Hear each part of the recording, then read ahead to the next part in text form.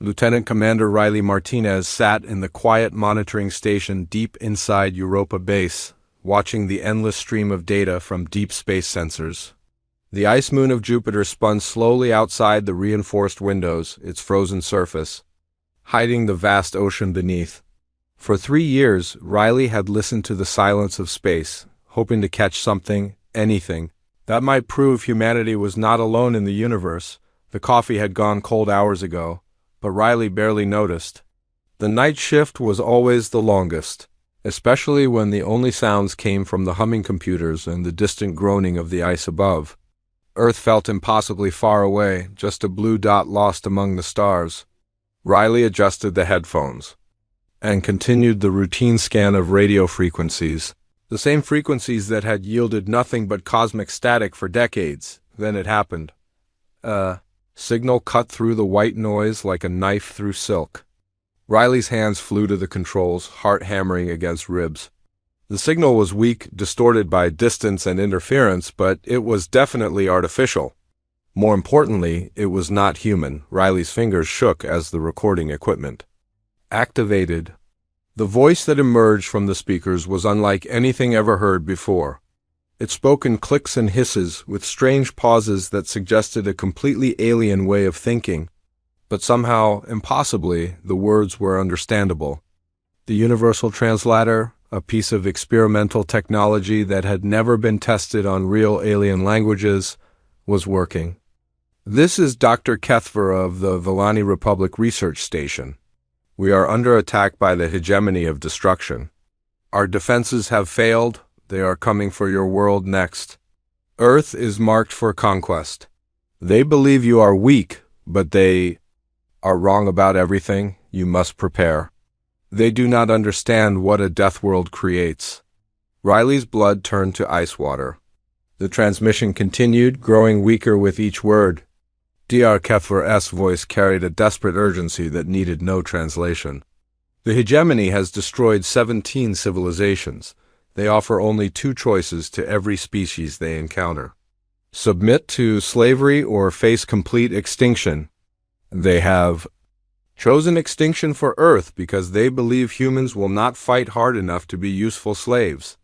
They think your world is soft, your people fragile. They have studied your television signals and concluded you are a peaceful agricultural species." A bitter laugh escaped Riley's lips. If aliens had been watching human television, they had certainly gotten the wrong impression about humanity's capacity for violence. The signal flickered, nearly disappearing before strengthening again. Dr. Kethver's voice returned, now tinged with something that sounded like pain. "My people tried to negotiate. We offered them our knowledge, our resources, everything we had built over centuries of peaceful development. General Vorthak, their commander, executed our ambassadors on live broadcast to show other species what happens to those who resist. The hegemony feeds on fear, Lieutenant Commander Martinez. They want entire civilizations to surrender without fighting." Riley nearly fell out of the chair. The alien had used a human name and rank. Somehow, Dr. Kethver knew exactly who was listening. "Your monitoring station broadcasts identification signals with every scan. I have been trying to reach you for days as our colony burned around us. The hegemony fleet numbers 37 ships, each one capable of cracking a planet's surface. But they are sending only their second-tier forces to Earth because they believe you are not worth their best warriors." The transmission grew stronger, as if Dr. Kethver was pouring the last power reserves into this final message. "Listen carefully. Human, your species evolved on what we call a death world. The gravity that shapes your bones, the radiation that your atmosphere barely blocks, the diseases that your immune systems fight every day, all of this makes you incredibly dangerous to species from gentler worlds. The hegemony soldiers wear environmental suits even on worlds we consider habitable. They have never faced a species that thrives in conditions that would kill most galactic civilizations." Riley fumbled for the emergency communication button. That would alert Earth Defense Command. This was beyond any protocol, beyond any training scenario ever imagined. Dr. Kethver's voice continued, now carrying sounds of distant explosions and the screech of energy weapons. The Hegemony War Marshal Drexton commands the fleet heading toward your system. He has never been defeated in battle because he has never fought a species that refuses to surrender. Your people have survived ice ages, plagues, wars that consumed entire continents, and you rebuilt stronger each time. This is incomprehensible to species that evolved in paradise worlds where survival was never in question. The background noise in the transmission grew louder. Riley could hear what sounded like structures collapsing and voices calling out in alien languages. Some of those voices sounded very young. They are in the research facility now. I am broadcasting from the emergency shelter, but the doors will not hold much longer. Tell your leaders that the Hegemony expects Earth to surrender when they broadcast their ultimatum. They have never encountered a species that would choose death over slavery. They think fear is a universal constant, but humans know something they do not. Riley's hands moved frantically over the controls, trying to boost the signal, trying to record every word clearly. This might be the only warning Earth would receive. What they do not understand is that some species become more dangerous when they are afraid, not less. Humans are persistence hunters who never stop, never give up, never accept defeat as final. The Hegemony's psychological warfare has broken the will of entire star systems, but it will not work on a species that invented the concept of a last stand. Dr. Kethfer's voice was growing weaker but more determined. I am sending technical data about their ships, their weapons, their biology. Study it carefully. The Hegemony soldiers are physically powerful, but they depend entirely on their technology and their reputation for invincibility. They have conquered peaceful civilizations that surrendered after losing a single battle. They have never fought. A species that treats war as a puzzle to be solved rather than a disaster to be avoided. The sound of energy weapons grew much closer. Riley could hear alien voices shouting orders in harsh, guttural languages that the translator could not process. The fleet will reach your system in 6 days. War Marshal Drexton will expect your surrender broadcast within hours of his arrival. When you refuse, he will be genuinely surprised. Use that surprise, Lieutenant Commander Martinez. Make them understand that Earth is not just another conquest. The transmission cut to static, then silence. Riley sat frozen for several seconds before the training kicked in. Emergency protocols activated, warning lights flashed, and communication channels opened directly to Earth Defense Command Headquarters. Admiral Rebecca Torres answered the priority call within minutes, her voice sharp with concern. Martinez, this better be good. Half the Defense Council is asleep and the other half is drunk. Riley's voice came out as a whisper. Admiral, we have confirmed first contact with an alien species, and we are about to be invaded by a second alien species that has already destroyed 17 civilizations. The silence on the communication channel lasted exactly 5 seconds. Martinez, download everything to the secure servers immediately. I am calling an emergency session of the Defense Council. And Martinez, if this is some kind of elaborate joke, I will personally assign you to monitor static from Pluto for the rest of your career. Riley began uploading Dr. Kethfer's transmission and the accompanying technical data. Admiral, I wish it was a joke, but long-range sensors are already detecting massive energy signatures at the edge of the solar system. Whatever has come in our way, it is bigger than anything we have ever built. The war for Earth's survival had begun, and humanity did not even know it yet. Admiral Rebecca Torres stood before the emergency assembly of the United Defense Council in Geneva, her uniform crisp despite having been awakened at 3 a.m. The holographic display behind her showed 37 massive objects, moving through space toward Earth, each one larger than any human-built structure in history. President Elena Santos of the Americas Union leaned forward in her chair, her face pale in the blue light of the tactical displays. Admiral Torres, are you seriously telling us that we are about to be invaded by aliens? And our first warning came from a different group of aliens who are apparently trying to help us? Torres nodded grimly. The technical data from Dr. Kethfer checks out completely. These ships are using energy sources we barely understand, carrying weapons that could level entire cities with single shots. The closest comparison would be if someone from the medieval period tried to fight a modern aircraft carrier with swords and arrows. Secretary General Yu Wei of the Pacific Federation studied the data streams flowing across his tablet. What do we know about their capabilities? Their intentions? Torres activated a new display showing the intercepted hegemony communications that Earth's most powerful radio telescopes had managed to decode. This is where it gets interesting, Secretary General. The hegemony has classified Earth as a category 2 agricultural world, according to their intelligence reports. We are a primitive species suitable for basic labor after conquest. They are not sending their best forces because they do not believe we are worth the effort. Defense Minister Jackson, right of the African Coalition, laughed bitterly. Well, that is insulting. What exactly do they think we are? Dr. Elena Vasquez, the Council's chief xenobiologist, activated her presentation. Images of alien physiology filled the screens, showing the biological analysis derived from Dr. Kethver's data. Based on the information we received, the hegemony species evolved on worlds with lower gravity, thinner atmospheres, and much less radiation than Earth. What they consider a death world, we call home. Their soldiers require environmental suits to operate in conditions that humans find comfortable. The implications hit the room like a physical blow. Prime Minister Sarah Chun of the European Federation was the first to speak. Are you saying that Earth itself is a weapon against these aliens? Dr. Vasquez nodded enthusiastically. Exactly. The gravity that builds our bone density, the atmospheric pressure that strengthens our cardiovascular systems, the background radiation that our DNA has adapted to handle, all of these factors make humans incredibly resilient by galactic standards. We are essentially a species of natural-born soldiers from their perspective.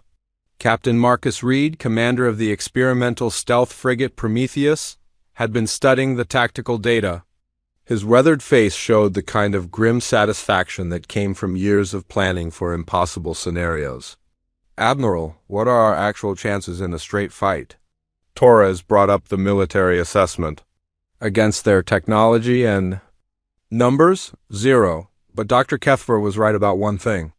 The hegemony has never fought a species like us. Every civilization they have conquered surrendered after losing a single major battle. They rely on psychological warfare and overwhelming displays of force. Captain Reed studied the ship configurations displayed on the screens. Their vessels are built for long-range bombardment and intimidation, large, heavily armed, but not particularly maneuverable. If we can get close enough for boarding actions, you want to put human soldiers inside alien ships? President Santos asked. It is the only tactical advantage we have, Reed replied. According to Dr. Kethver's data, hegemony soldiers are physically powerful, but they have never faced close-quarters combat against a species that evolved from persistence hunters.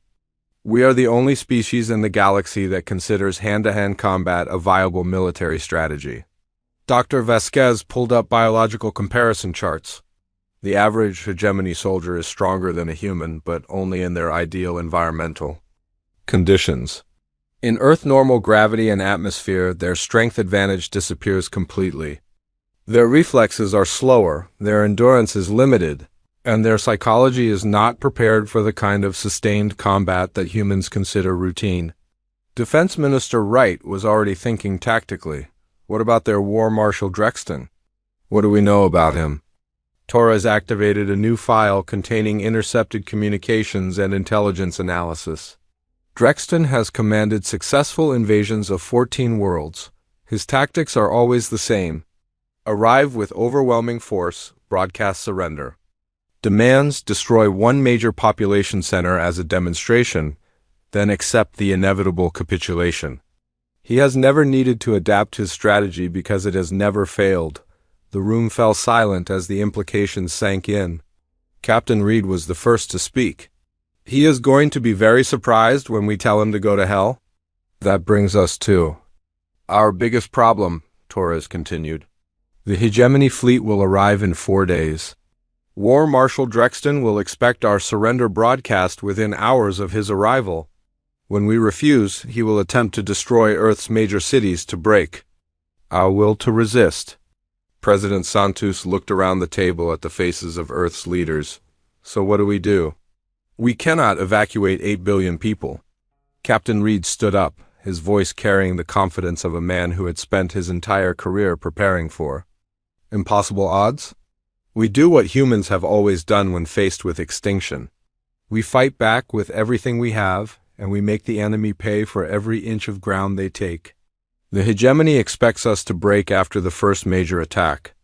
Instead, we show them what a Deathworld species looks like when it is truly angry.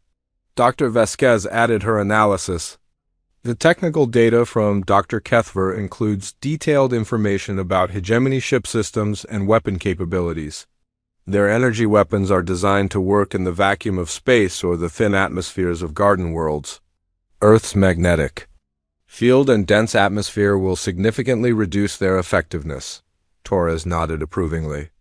Our defensive satellites and ground-based systems are built to withstand the kind of radiation and electromagnetic interference that would cripple most alien technology.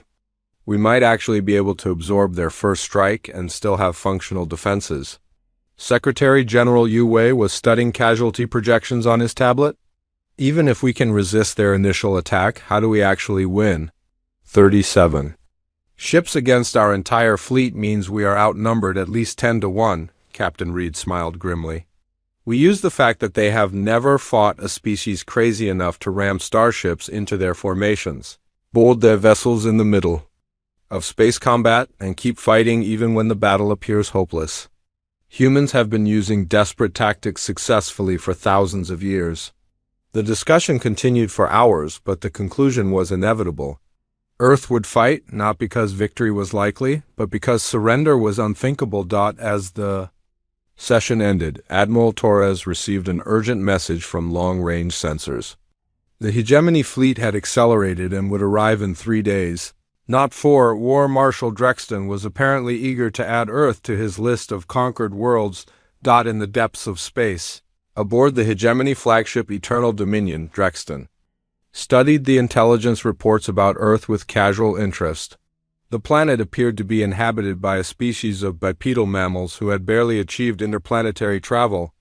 Their military technology was primitive, their population centers were poorly defended, and their governments appeared to be fragmented into competing nations. It would be another routine conquest, completed in time for him to attend the victory festival on the hegemony homeworld.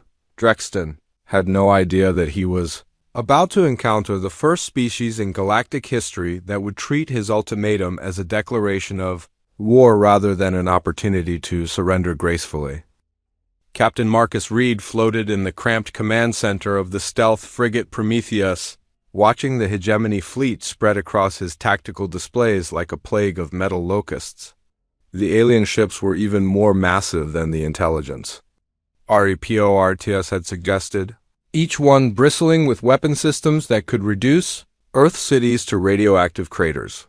The human fleet looked pathetically small in comparison. 15 destroyers, 8 cruisers, 3 battleships, and Reed's experimental stealth squadron represented the entirety of Earth's space-based military power. Against any human enemy, it would have been a formidable force. Against the hegemony armada, it looked like a child's toy collection. Lieutenant Commander Anna Foster, Reed's tactical officer, studied the enemy formations with professional detachment. Captain, they are maintaining standard conquest formation. Heavy battleships at the center with destroyer screens on the flanks. It is exactly what Dr. Kethver's intelligence predicted. Reed nodded approvingly. The aliens were following their established doctrine because it had never failed them before.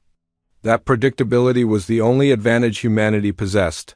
Signal the fleet, begin Phase 1.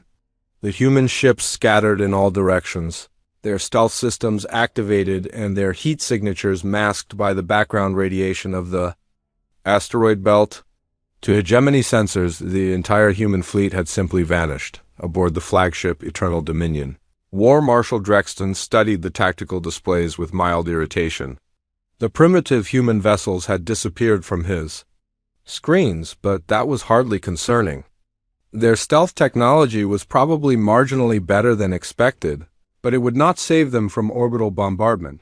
Drexton activated the general communications array and broadcast his standard ultimatum toward Earth. His words had broken the will of 14 civilizations, and he delivered them with the confidence of absolute victory. Primitive species of the third planet, I am War Marshal Drexton of the Hegemony of Destruction. Your world has been selected for integration into the hegemony. You will broadcast your unconditional surrender within 6 hours, or we will demonstrate the consequences of resistance by destroying one of your major population centers. This is your only warning. The response came back faster than any previous species had ever managed. War Marshal Drexton, this is Admiral Rebecca Torres of Earth Defense Command. We have received your ultimatum and we have prepared our response. You can take your surrender demands and shove them where the sun does not shine. Earth does not kneel to alien bullies. Drexton stared at the communication console in genuine shock. In 300 years of military service, he had never received a response like that. Every species eventually begged for mercy, but these humans sounded almost eager for a fight. The War Marshal's confusion was interrupted by proximity alarms throughout his flagship. Something was happening to his outer perimeter ships, but his sensors could not determine what was attacking them. Captain Reed's voice crackled over the Prometheus tactical network as his stealth ships closed in on their targets. Remember the plan, people. Fast insertion, maximum damage, immediate withdrawal. These aliens have never faced boarding actions during space combat because no sane species attempts it. Today we show them why humans are not entirely sane. The first hegemony destroyer never saw the attack coming. The Prometheus materialized out of seemingly empty space, its magnetic clamps slamming into the alien hull with the force of a controlled collision.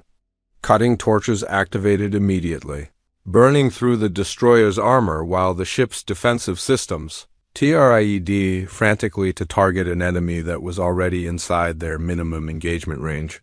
Sergeant Maya Okafor led the first boarding party through the breach, her combat armor sealing automatically as the alien atmosphere rushed out into space.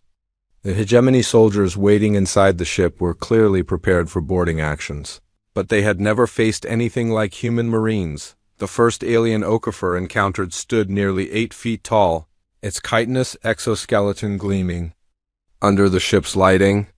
It carried an energy weapon that could have punched through a tank, and its multiple arms moved with mechanical precision. Under normal circumstances, it would have been a terrifying opponent. Unfortunately for the alien, these were not normal circumstances. The hegemony soldier's energy weapon discharged harmlessly into the bulkhead as Okafor's kinetic rifle sent hypersonic tungsten penetrators through its torso. The alien collapsed immediately, its exoskeleton cracking under the impact of primitive human ammunition that it had never been designed to resist. Target down, Okafor reported over the comm system. These things are big and scary looking, but they go down just like everything else when you shoot them with enough kinetic energy. The boarding party advanced through the alien ship, encountering resistance that was fierce but poorly coordinated. The hegemony soldiers were individually powerful, but they had never trained for close-quarters combat in their own vessels. Human marines who had spent decades practicing urban warfare and ship-to-ship fighting moved through the alien corridors like wolves among sheep. More importantly, the aliens were having severe difficulties with the environmental conditions. Inside their own ship, the artificial gravity was set to Earth normal standards based on intercepted human broadcasts, but what the hegemony considered a crushing gravitational field barely registered to humans who had evolved under it. Sergeant Okafor, this is Private Williams. The aliens in Section C are collapsing without being shot. I think their suits are malfunctioning. Okafor moved to investigate and found a squad of hegemony soldiers struggling to remain upright in their environmental suits. Their breathing was labored, their movements were sluggish, and several had already fallen unconscious. Command, we have a situation here. The aliens appear to be suffering from environmental stress in their own ship. Recommend immediate capture for intelligence purposes. Dr. Elena Vasquez's voice crackled over the com from the fleet medical ship. Sergeant, get those aliens to our medical bay immediately. If they are having environmental problems, we need to understand exactly what is affecting them. The boarding action continued throughout the Hegemony destroyer, with human marines systematically capturing or eliminating alien crew members. The ship's computer systems were completely incompatible with human technology, but the crew included Dr. Cuthver, who had been transported to the human fleet after his rescue from the research station. The Villani scientist's voice came over the com system with obvious excitement. Captain Reed, I'm accessing the ship's database. The Hegemony has never encountered kinetic weapons like yours. Their defensive systems are designed to counter energy-based attacks, not physical projectiles. You are using the most primitive weapons in the galaxy, and they are completely unprepared for them. Reed smiled grimly as he watched the tactical displays update. Sometimes the old ways are the best ways, Doctor. What else can you tell us about their systems? Their ships are heavily automated because most Hegemony species cannot survive in the environmental conditions required for space combat. The crew quarters are maintained at low gravity and thin atmosphere. If you can force them to fight in Earth-normal conditions, they will be at a severe disadvantage. The first boarding action was a complete success, but it was only the beginning. 6 more Hegemony ships were under attack by human boarding parties, and the aliens were discovering that their standard defensive tactics were useless against an enemy that treated ramming attacks as routine. Tactical operations. War Marshal Drexton watched his tactical displays with growing alarm as his outer perimeter ships went silent one by one. The humans were not engaging in proper space combat. They were treating his vessels like cities to be captured rather than enemies to be destroyed. At long range. Commander Vexter, what is the status of our perimeter units? War Marshal, we have lost contact with 7 ships. Long-range sensors indicate they are still intact, but they are not responding to communications. We believe the humans are somehow boarding our vessels during combat. Drexton's mandibles clicked in confusion. Boarding actions during space combat were tactically insane. No species had ever been desperate enough to attempt such operations because the risk of losing your own ships was enormous. Order all ships to increase distance from the human fleet. Prepare for long-range bombardment of their planet. If they want to fight like primitives, we will show them the consequences of challenging superior technology. The Hegemony fleet began moving toward Earth, their massive guns charging for planetary bombardment. But something was wrong with their targeting systems. The energy readings from Earth's magnetic field were interfering with their weapons in ways that their computers could not compensate for. Dr. Vasquez's voice reached Captain Reed over the fleet communication network. Marcus, the aliens we captured are in critical condition. Their physiology cannot handle Earth-normal atmospheric pressure or gravitational stress. They are literally being crushed by the conditions that we consider comfortable. Reed processed this information while watching the Hegemony fleet reposition. For bombardment? Doctor, are you telling me that these aliens cannot fight effectively in Earth's environment? That is exactly what I am telling you. If we can force ground combat, they will be at a massive disadvantage. Their environmental suits can keep them alive, but they cannot compensate for the physiological stress of operating in our gravity field. The tactical situation was becoming clear. The Hegemony's overwhelming technological advantage was meaningless if they could not operate effectively in Earth's environment.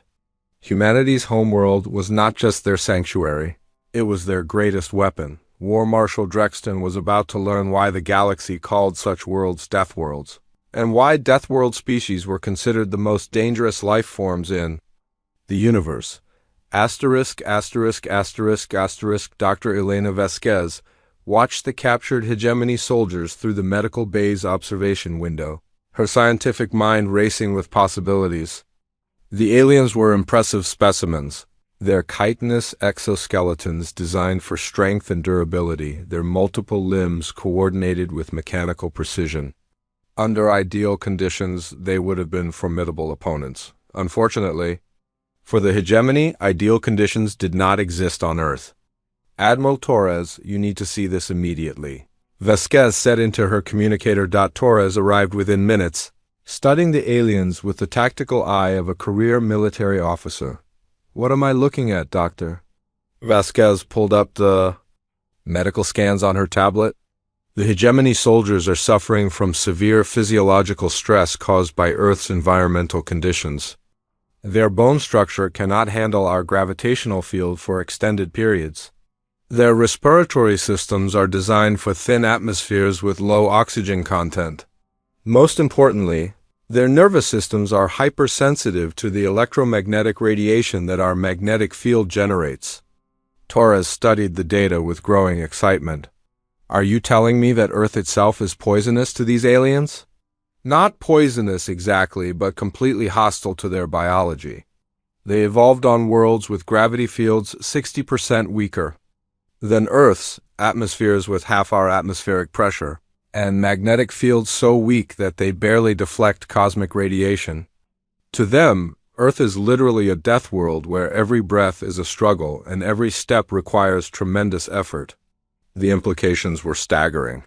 The hegemony's invasion force was attempting to conquer a planet where they could barely function, using troops that were crippled by the very environment they were trying to occupy. Meanwhile, in Earth's upper atmosphere, War Marshal Drexton was discovering the practical consequences of attacking a death world. His fleet's energy weapons, designed to work in the vacuum of space or thin planetary atmospheres, were losing power as they passed through Earth's dense atmosphere and powerful magnetic field. The bombardment of New York City, intended to demonstrate hegemony firepower and break human resistance, had instead become an embarrassing display of technological failure. Energy beams that should have leveled city blocks were being absorbed or deflected by atmospheric interference, creating spectacular light shows but minimal actual damage. Lieutenant Colonel Jake Harrison crouched in the ruins of a Manhattan office building, watching alien dropships descend through the storm clouds. The hegemony had apparently decided that orbital bombardment was insufficient and were committing to ground assault. All units, remember your briefings, Harrison spoke into his comm system. These aliens are big, strong, and well-armed, but they are fighting in environmental suits on a planet that is slowly killing them. Make them work for every street, every building, every room. The first wave of hegemony soldiers landed in Central Park, their massive forms moving with obvious difficulty in Earth's gravity. Harrison's spotters reported that the aliens were taking frequent rest breaks and their formation discipline was deteriorating rapidly. Sniper teams, you are cleared to engage. Target their environmental systems, not their armor. Force them to choose between mobility and life support. The urban warfare that followed was unlike anything in the hegemony's military experience. Human soldiers evolved from persistence hunters and city dwellers, turned Manhattan into a deadly maze where every building was a fortress and every street was a killing field. Sergeant Lisa Park led her squad through the subway tunnels. Beneath the alien landing zone, using the underground infrastructure that humans had built specifically for urban warfare scenarios. The hegemony soldiers, trained for open-field combat on standardized worlds, had no experience with tunnel fighting or underground movement. Contact front, Park whispered into her comm as her squad encountered a hegemony patrol in the tunnels. 6 aliens, heavy weapons, moving slowly due to environmental stress. The firefight was brief and decisive. Human weapons designed for close-quarters combat in confined spaces proved devastatingly effective against aliens whose tactics assumed open terrain and long-range engagements. The hegemony soldiers' energy weapons were powerful but poorly suited for tunnel warfare, while human kinetic rifles sent hypersonic projectiles ricocheting through the underground passages with lethal effect. More importantly, the aliens were clearly struggling with the environmental conditions in the tunnels. Their breathing was labored, their movements were sluggish, and their environmental suits were producing warning sounds that needed no translation. Above ground, Lieutenant Colonel Harrison was coordinating the defense from a command post in the ruins of the Empire State Building. The tactical reports flowing in from across the city painted a picture of hegemony forces that were technologically superior but operationally crippled. Colonel, this is Captain Rodriguez from the Brooklyn front. The aliens are requesting medical evacuation for over half their assault force. They appear to be suffering from what looks like altitude sickness, but we are at sea level. Harrison smiled grimly. The hegemony soldiers were experiencing the physiological equivalent of mountain sickness because Earth's atmospheric pressure was crushing their respiratory systems, confirmed Captain. Continue harassing attacks, but do not engage in direct confrontation. Let the planet do most of the work for us. Similar reports were coming in from every theater of operations. The hegemony's ground forces were collapsing not because of human military action, but because their biology was incompatible with Earth's environment. Dr. Kethver's voice crackled over the communication network from his position aboard, Captain Reed's ship. Colonel Harrison, I am monitoring hegemony military communications. War Marshal Drexton is requesting immediate reinforcements because his assault forces are reporting casualties of over 70% without significant human resistance. Harrison processed this information while watching alien dropships retreat from landing zones they had occupied for less than 2 hours. Doctor, what kind of casualties are we talking about? Combat losses or environmental casualties? Environmental casualties, Colonel. The hegemony soldiers are literally being overwhelmed by conditions that humans consider normal. Their commanders are reporting that Earth's gravity field is causing bone fractures. The atmospheric pressure is causing respiratory failure, and the electromagnetic radiation is interfering with their nervous systems. The tide of battle was turning, but the war was far from over. Captain Reed's voice came over the fleet communication network with urgent tactical updates. All units, long-range sensors are detecting massive hyperspace signatures at the edge of the solar system. War Marshal Drexton has called for reinforcements. We are looking at approximately 300 additional hegemony vessels approaching Earth. The number hit the human defenders like a physical blow. 300 ships was 10 times the size of the original invasion force. Enough firepower to sterilize Earth's surface regardless of environmental advantages, Admiral Torres's voice came over the command network with the calm authority of a leader who had faced impossible odds before. All units, prepare for Phase 2 operations. Captain Reed, I need your stealth squadron to locate and identify the hegemony command ship. If we're going to survive this, we need to cut off the head of their command structure. Reed studied the tactical displays showing the approaching reinforcement fleet. Admiral, even if we can take out their command ship, 300 vessels is more than our entire defense grid can handle. Then we better make sure we do not have to fight all 300 ships, Torres replied.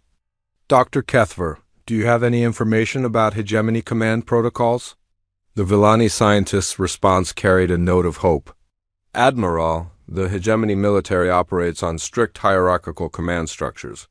If War Marshal Drexton is eliminated, his subordinates will immediately begin fighting among themselves for succession. The reinforcement fleet commanders will not cooperate effectively without clear leadership. Harrison was already thinking tactically. How do we get close enough to their command ship to eliminate Drexton? Their flagship will be the most heavily defended vessel in the fleet. Reed's voice carried the confidence of a man who specialized in impossible missions. We use the fact that they still do not understand what they are fighting. The hegemony expects us to engage in conventional space combat at long range. Instead, we take the fight directly to their command deck. Dr. Vasquez added her analysis. The technical data from the captured aliens shows that hegemony ships maintain environmental conditions suitable for their biology. If we can breach their life support systems and flood their ship with Earth-normal atmosphere, their own environment will become a weapon against them. The plan was insane, desperate, and exactly the kind of tactics that humans had been using successfully for thousands of years. Captain Reed would lead a boarding party directly onto the hegemony flagship, not to capture it, but to turn it into a death trap for its own crew, War Marshal Drexton, watching his ground forces retreat in disorder from what should have been a routine conquest.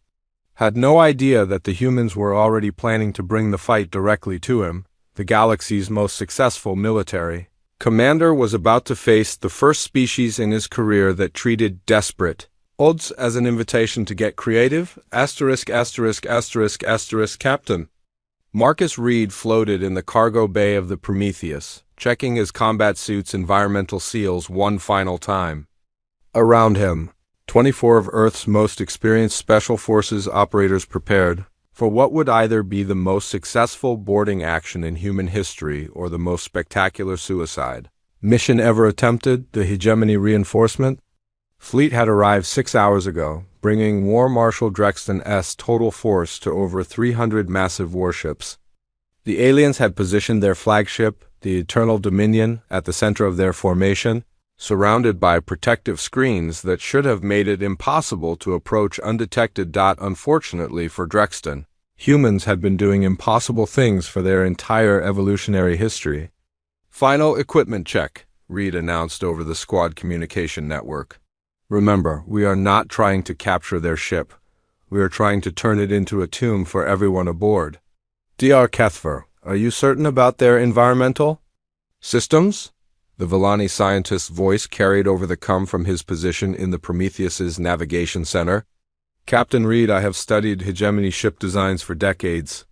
Their life support systems are centralized and extremely vulnerable to catastrophic failure. If you can reach the environmental control center and flood their ship with Earth-normal atmosphere, their crew will be incapacitated within minutes." Sergeant Maya Okafor, now commanding the boarding party's assault team, checked her weapon systems with professional efficiency. "Captain, what about Drexton himself? Intel suggests he is physically more capable than his subordinates." Reed studied the tactical data on his heads-up display. "War Marshal Drexton is a career soldier with over 3 centuries of combat experience. He will be dangerous even under adverse environmental conditions. Our primary objective is the environmental systems. If we encounter Drexton, we eliminate him, but that is secondary to the main mission." The Prometheus had spent 12 hours working its way through the asteroid belt, using chunks of space debris to mask its approach to the hegemony flagship. Human stealth technology designed to hide ships from other humans who knew exactly what to look for was apparently invisible to alien sensors that had never encountered such systems. Admiral Rebecca Torres's voice crackled over the long-range communication channel. "Marcus, you are approaching the point of no return. Long-range sensors show the main hegemony fleet is preparing for planetary bombardment. If this mission fails, Earth will not survive the next 6 hours." Reed acknowledged the transmission, while watching the massive bulk of the Eternal Dominion grow larger on his tactical displays. The alien flagship was a monument to military engineering, bristling with weapons that could crack moons and armor that could deflect the most powerful human weapons. It was also completely unprepared for the kind of attack that humans considered routine. "All units, magnetic clamps are deploying. Cutting torches are active. We're going in hard and fast, people. Once we breach their hull, this becomes a race against time." The Prometheus slammed into the Eternal Dominion's hull with the controlled violence of a guided missile, its magnetic clamps anchoring the human ship to the alien superstructure while cutting torches burned through armor that had never been designed to resist close-range attack. The breach was successful, but the human boarding party immediately encountered problems that no amount of planning could have anticipated. The interior of the hegemony flagship was a maze of corridors designed for creatures with different sensory systems and movement patterns than humans. More importantly, the artificial gravity inside the ship was set to hegemony standards, which meant that human soldiers suddenly found themselves moving with superhuman speed and agility in an environment where they could jump 3 times their normal height and carry twice their usual equipment load. "Holy hell," Private Jackson muttered over the com as he bounded down an alien corridor in 30-foot leaps. "Captain, we are like superheroes in here." Reed was already adapting to the tactical advantages of reduced gravity. "Use it, people. We are faster, stronger, and more agile than anything on this ship." Dr. Kethver guide us to the Environmental Control Center? The Villani scientists' directions led them through passages that were clearly designed for creatures much larger than humans. The corridors were wide enough to drive vehicles through, with ceiling heights that disappeared into shadows above. The first hegemony security team they encountered was completely unprepared for human tactics, adapted to alien environmental conditions.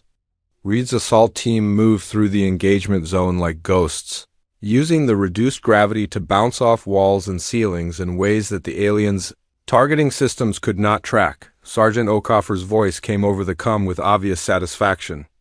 Contacts eliminated. These things are tough, but they are not used to fighting enemies that can literally run on the walls.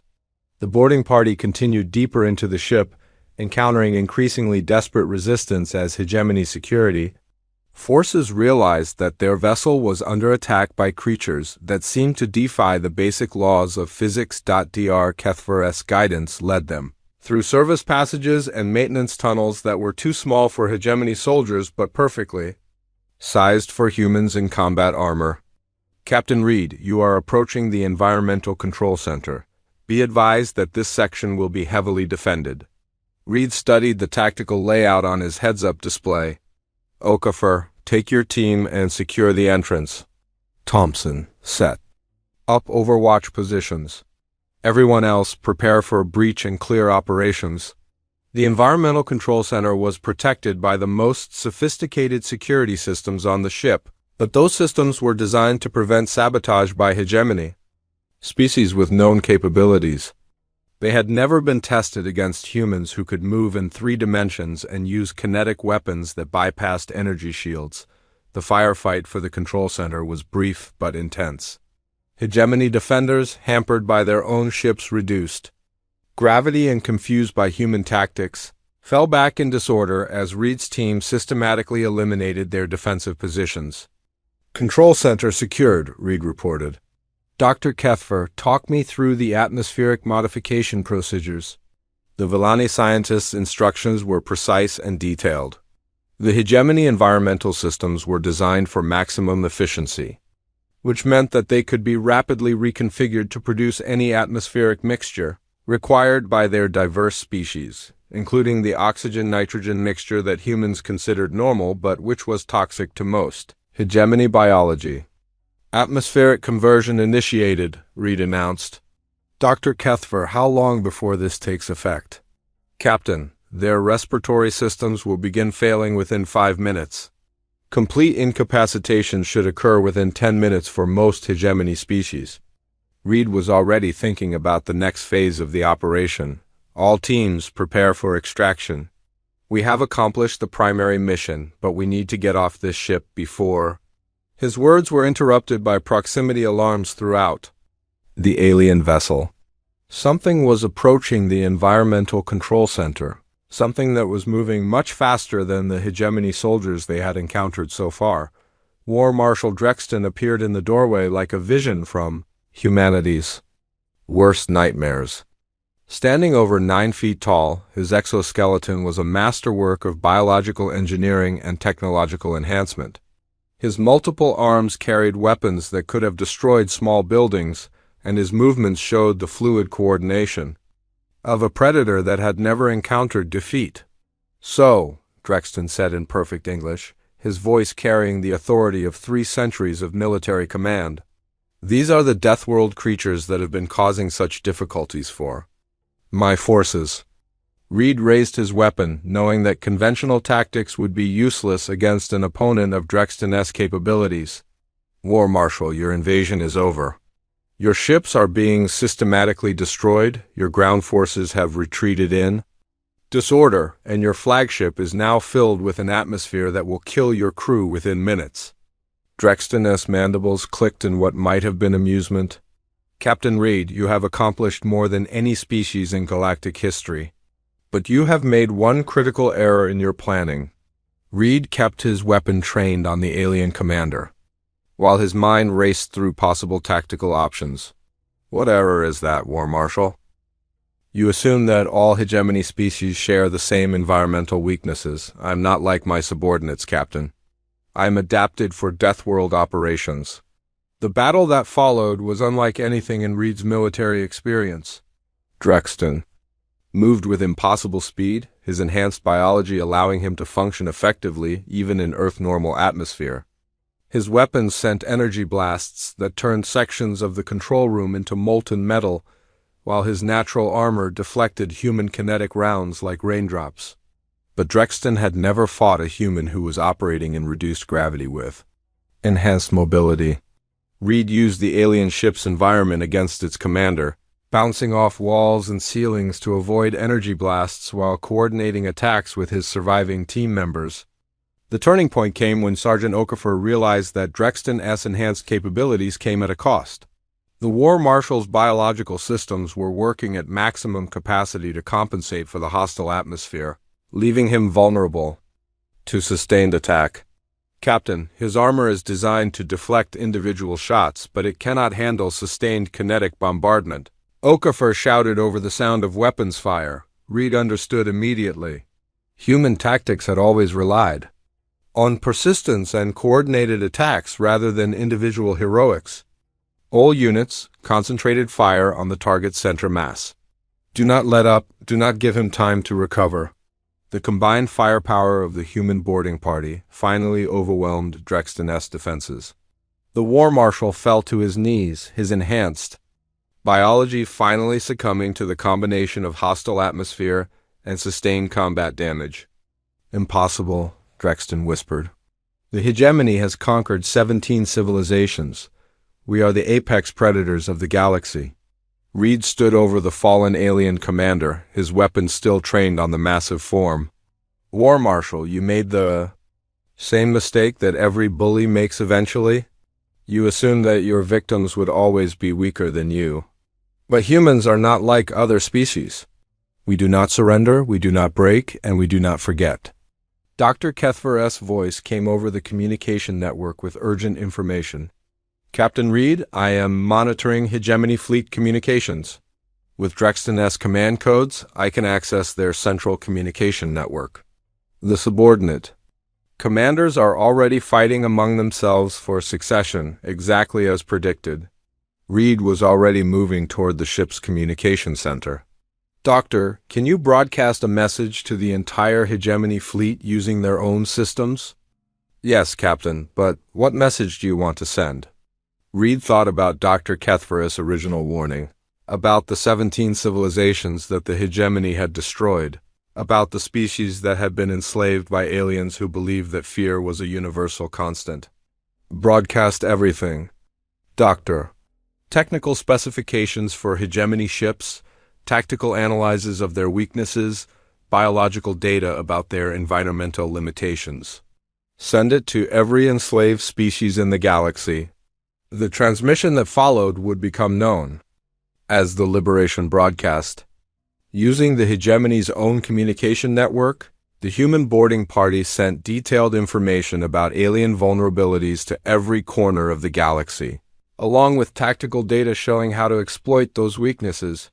The effect was immediate and devastating. Across the galaxy, enslaved species that had accepted hegemony rule for centuries suddenly realized that their oppressors were not invincible. Rebellions erupted on dozens of worlds as species that had never known hope discovered that the galaxy's apex predators could be defeated by creatures from a single Deathworld. The hegemony fleet around Earth collapsed into chaos as subordinate. Commanders received reports of uprisings throughout their territory. Without central leadership and faced with the loss of their core territories, the invasion force began to fragment. Admiral Torres's voice came over the communication network, with reports from across the solar system. Marcus, hegemony ships are withdrawing to hyperspace throughout the system. Long-range sensors show similar retreats in other star systems. Whatever you did up there, it worked. Reed looked around the alien control room where War Marshal Drexton's body lay surrounded by the wreckage of the most powerful military force in galactic history. Admiral, we did not just win a battle, we started a revolution. 6 months later, Dr. Kethver stood in the newly constructed headquarters of the Galactic Liberation Alliance, watching as representatives from 43 formerly enslaved species worked together to coordinate resistance operations across the galaxy. The hegemony still existed, but it was a shadow of its former power.